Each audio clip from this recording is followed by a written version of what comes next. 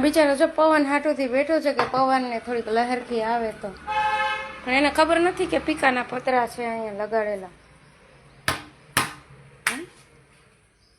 આ જનાવરને ખબર નથી કે અહીંયા પીકાના પતરા લગાવેલા છે, કારણ કે અહીંયા જે પીકા આવતા હોય ને એ પીકાની ઉપર અમારી નજર ન પડે. આજે અહીં પીકા આવે છે ને અહીંયા, એ પીકાની ઉપર અમારી નજર ન પડે એટલે છેલ્લા સુધી અમને હેરાન કરે છે બધા ભેગા થઈને. અમારા કૂતરાઓને હાવ બેરહેમીથી છે ને ગરમીમાં બાફી નાખ્યા, કારણ કે પીકા આવે છે અહીંયા.